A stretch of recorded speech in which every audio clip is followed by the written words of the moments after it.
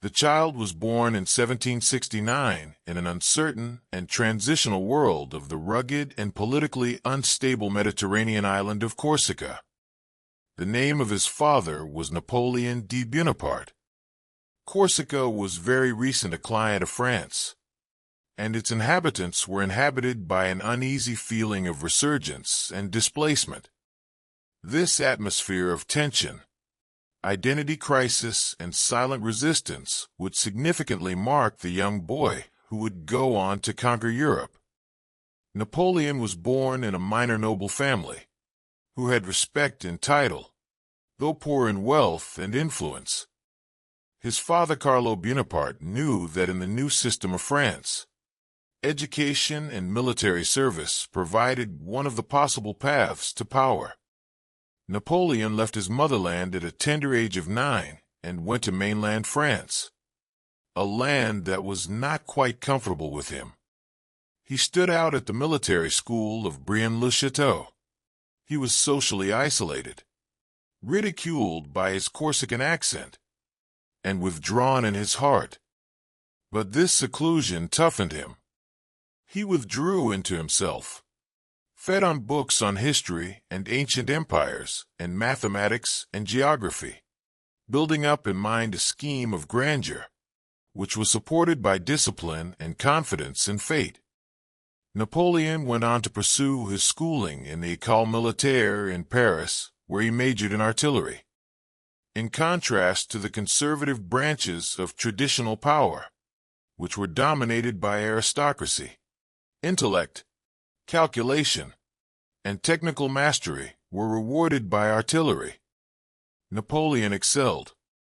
He came to perceive war as a process that worked under numbers, time, and momentum. During the time when he graduated into a second lieutenant at the age of 16, France itself was on the brink of collapse. French Revolution of 1789 demolished the previous social structure. The royalty collapsed. The nobilities were run away or put to death, and institutions that had ruled France for centuries were crumbling within just a few days. This pandemonium was frightening to a large number. To Napoleon, it had been opportunity. The revolution abolished the obstacles of birth and family, bringing in its place merit and loyalty. Napoleon was not a revolutionary ideologue. He was a revolutionary pragmatist. The first national notice he received was in the year 1793, when he was in Toulon on the siege. Napoleon was set to retreat the port city, seized by British-supported royalists, but rearranged the positions of artillery boldly and drove out the British fleet. The triumph was overwhelming and surprising. Napoleon was made a brigadier general at a very young age of 24 years. His elevation had ceased to be accidental, it was predestined. Napoleon was made the commander of the Army of Italy in 1796. His inherited force was demoralized, ill-equipped and underpaid. It was changed by Napoleon's pure personality. He assured glory, honor, and prize, and created an emotional connection with his soldiers. By outpacing, ambushing, and continuous assaults, he was able to overcome bigger and more mature Austrian forces. Win after win was followed by another, and with every victory Napoleon was confident, and so was his reputation in Europe. Napoleon knew that military strength was insufficient. The French were weak on political power. The governing case also was corrupt, ineffective, and unpopular. Napoleon sent a grand invasion to Egypt in search of strategic positioning against Britain, as well as to gain immortality. His troops overpowered local armies with ease on land. But at sea, disaster struck. The British destroyed the French fleet in the Battle of the Nile, leaving the army of Napoleon on the shore. But with well-thought-out propaganda and partial coverage, Napoleon managed to maintain his image. By the time he came back to France, he was not regarded as a lost general, but a great visionary leader. Napoleon took advantage of political paralysis in 1799 to stage the coup of 18 Brumaire. Republic was replaced with the consulate, and Napoleon became the first consul, with a near absolute power. He had promised stability, following a 10-year application of turmoil and delivered. France, after the fatigue of revolution, embraced the powerful reign at the cost of order. Napoleon institutionalized his authority in 1804. He crowned himself Emperor of the French before Pope Pius VII in Notre Dame Cathedral. The movement was symbolic and orchestrated. Napoleon was not an heir to power, he was a usurper.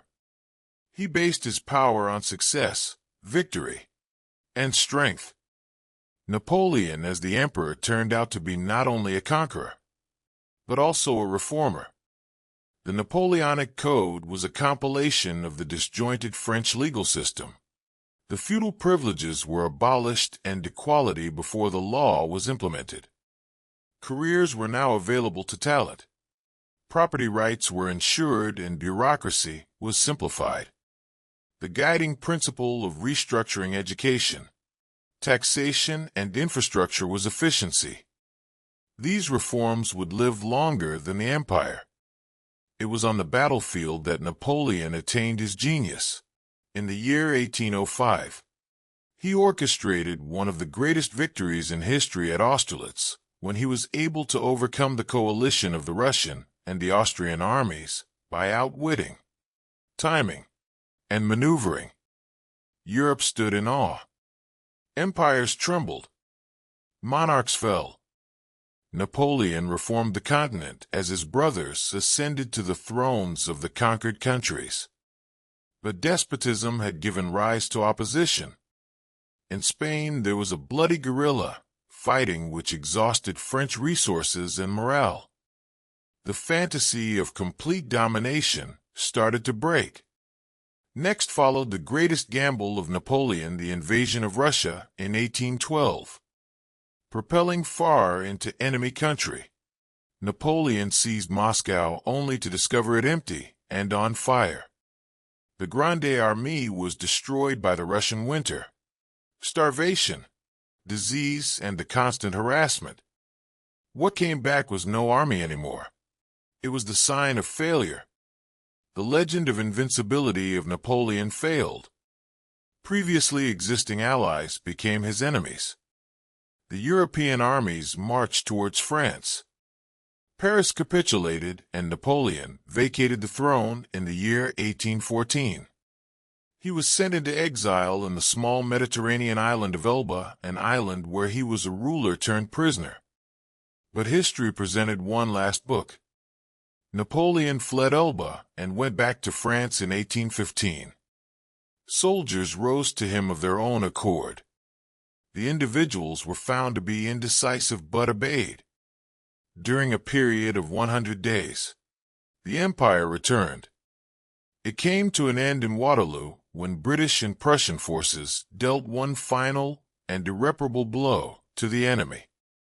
This time it would not be the comeback. Napoleon was sent to the isolated island of St. Helena in South Atlantic. Living in seclusion and not being able to see the world he was a king of, he spent the rest of his life writing memoirs, vindicating his legacy, and introspecting upon ambition, destiny, and failure. Napoleon Bonaparte passed away in 1821, aged 51. Napoleon still stands as one of the most complicated persons in history who was both a visionary and a tyrant, a reformer and a conqueror. He was the hope and threat of unremanded ambition. He was more than an emperor. He was a force of nature and showed that one man, armed with brains and opportunity and indomitable will, could sometimes remake the world, at least temporarily. Napoleon Bonaparte is not just a tale of wars, thrones, and a regime that has gone down, but a tale of the impossibility of the human will, the transformative nature of ambition, and an unyielding battle with fate. being the son of the mess of a century. He trembling the world by his power of thought and bravery. He stood on the highest peak of triumph, and on the other hand, he felt the coldest loneliness of the defeat. The heritage which Napoleon has given to us is even more important than his conquests.